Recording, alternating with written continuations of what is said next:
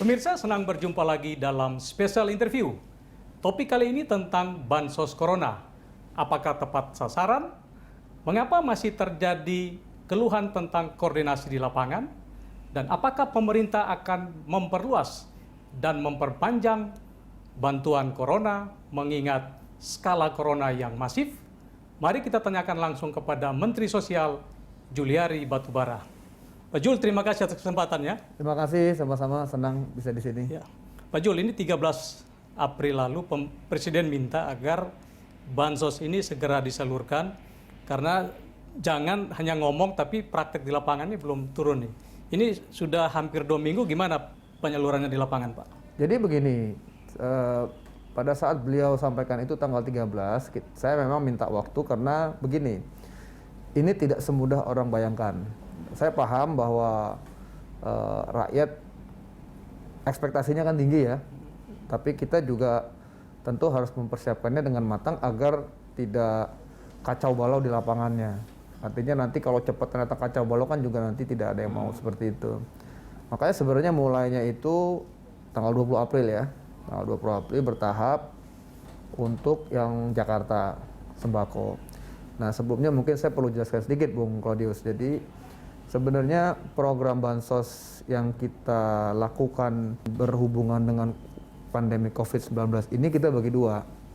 Ada program bansos yang istilahnya sudah reguler. Reguler itu ada COVID atau tidak ada COVID tetap jalan. Yaitu program Keluarga Harapan atau PKH dan program sembako atau kartu sembako. Nah ini pada saat awal bulan Maret kita sudah naikkan jumlah penerimanya. Dari yang PKH 9 juta menjadi 10 juta keluarga, program sembako dari 15,2 juta keluarga menjadi 20 juta. Ini sebelum COVID ya? Ini sudah COVID, tapi belum terlalu, istilahnya belum terlalu masif. Okay. Tapi kita sudah antisipasi lah. Okay. Pada saat itu kita mengantisipasi kita tidak akan terlalu parah lah begitu ya. Sehingga kita belum memikirkan program tambahan. Sehingga pada saat itu bulan Maret awal diputuskan kita naikkan perluasan untuk jumlah keluarga penerima PKH dan kartu sembako. Ini jalan nih. Bahkan PKH yang biasanya dibayarkan ke keluarga-keluarga itu tiap 3 bulan, kita bayarkan tiap bulan sekarang. Jadi setiap bulan mereka menerima uang dari kami gitu. Nah setelah jalan ke sini kita lihat, saya usulkan Pak Presiden kita perlu ada bansos tambahan. Kami mengusulkan. Ini kan juga sebentar lagi mau bulan Ramadan terus nanti Lebaran. Bagaimana untuk wilayah Jabodetabek yang merupakan epicentrum daripada COVID-19 ini kita bedakan sedikit. Plus kita juga berikan ini semacam insentif supaya tidak mudik lah begitu. Makanya Pak Presiden bilang oke kita kasih sembako aja. Ya, jadi untuk Jakarta dan sekitarnya ini Jakarta, Kota Bekasi, Kota Depok, Kota Tangsel, Kota Tangerang dan sebagian Kabupaten Bogor, tidak semuanya. Jadi wilayah yang langsung berbatasan dengan yang epicentrum ya. Ya, yang langsung bukan hanya epicentrum tapi yang punya garis perbatasan langsung. Kota Bogor enggak karena dia tidak berbatasan langsung. Ini jumlahnya sekitar 1,8 juta keluarga. Nah, Presiden putuskan, oke kita berikan bansos sembako untuk Jabodetabek ini untuk 3 bulan. April, Mei, Juni. Kita mulai memang sudah agak terakhir. Karena begini, Bung. Pertama jumlahnya masif dan tentunya dalam komposisi sembako itu kan ada berbagai macam komponen, ada berasnya, ada minyak goreng, ada mie instan dan yang lainnya begitu. Nah ini tidak mudah juga nih pengadaannya ya kan, dan gini tidak semuanya mau kerjain gitu loh. Artinya kan kita tidak mungkin kita jalankan sendiri, kita kan perlu ada pemasok, ada kontraktornya. Ya tentunya kan kita tawarkan gitu kan. Nah pertama kita minta mereka kerja cepat, jumlahnya banyak, dan tidak boleh salah sasaran kan begitu. Nah, datanya dari kami, kombinasi juga dari Pemda DKI. Kenapa? Karena kami sebenarnya kan sudah punya data nih, DTKS namanya, Data Terpadu Kesejahteraan Sosial, yang merupakan big data kami. Tapi kami juga tahu, Bung, bahwa kami sadar selama COVID ini kan juga ada orang-orang yang tadinya nggak terlalu miskin menjadi miskin kan begitu. Oleh karena itu kami memberikan kelonggaran untuk daerah. Ini data kami loh ya. Mau dipakai semua monggo, sebagian monggo, nggak dipakai sama sekali juga monggo gitu loh. Bahkan juga kami konsultasi dengan KPK bagaimana dengan penggunaan data. Nah KPK bilang ya tentunya harus mengacu kepada DTKS. Namun kan saya sampaikan bahwa dengan kondisi genting darurat seperti ini, saya kira kita tidak terlalu wise juga kalau harus 100% sesuai dengan DTKS, data terpadu kesejahteraan sosial kami. Akhirnya KPK juga setuju ya, untuk bansos-bansos ke COVID ini, daerah diberikan keleluasaan juga. Artinya DTKS itu sebagai referensi saja, kan sudah ada namanya. Tapi kita mau gunakan semua, atau sebagian, atau enggak juga bisa.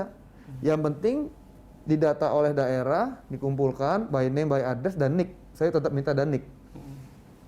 Dikompilasi, dikirimkan ke Kemensos, itu yang jadi list kita. Nah makanya di awalnya ya tidak mudah ya memobilisasi, harus cepat, masif, dan membeli barang-barang seperti ini tidak banyak juga orang yang sanggup. Nah memang di awal-awalnya terus terang agak lambat ya, karena ya begini, masyarakat ini kan ekspektasinya tinggi sekali. Dia baru dengar pengumuman hari ini, dia sudah berharap besok sudah ada di depan pintu rumahnya, kan begitu ya kan? Ya begitulah ya, masyarakat kita ini kan memang sangat apa istilahnya itu, apalagi juga dengan media yang sekarang aksesnya mudah di mana-mana ya, memang kadang-kadang kita tidak bisa terlalu agak berhati-hati juga sih dalam berkomunikasi ke publik. Nah ini, di luar Jabodetabek saya mengusulkan diberikan bansos tunai atau dulu disebut sebagai BLT, bantuan langsung tunai, sifatnya memberikan uang. Baik BLT atau bansos tunai maupun bansos sembako ini indeksnya sama 600.000 per keluarga per bulan kali 3 bulan. Nah kalau yang bansos tunai ini yang terima pokoknya yang di luar Jabodetabek. Karena tidak mungkin kita kirim bansos ke sembako ke Maluku atau kirim sembako ke Medan ya kan. Nah ini mulainya sedikit lebih telat daripada bansos sembako karena kita harus mencari moda yang simpel, Bung. Yang pertama, saya bilang yang ada di data kami, NIK-nya, itu tinggal dikirim ke bank Himbara. Okay. Dengan NIK kan langsung ketahuan dia punya rekening atau enggak, itu kan enggak terlalu sulit. Begitu yang namanya ada di situ punya NIK, dan punya rekening di Himbara, kita langsung kirimkan saja transfer. Nah dari data-data yang masuk dari daerah yang tidak punya rekening di Himbara, kita lewat kantor pos. Jadi dia datang ke kantor pos atau ada juga sebagian dikirimkan kantor pos. Nah ini masalahnya kan tidak semua penerima bansos itu kan punya rekening ya. Ya makanya kita ke kantor pos. Tapi kita bahas di segmen berikut. Oke. Pemirsa tetaplah bersama Pak Juliari. Yang belum punya rekening gimana? Punya rekening, di data saja nanti kan lewat kantor pos. Nanti ngambil di kantor pos atau nanti diantar? Nanti kan ada pemberitahuan ya kan. Kantor pos kan kirim pemberitahuan ke masing-masing rumah bahwa tanggal segini datang ke kantor pos. Jadi ya mereka datang kantor pos.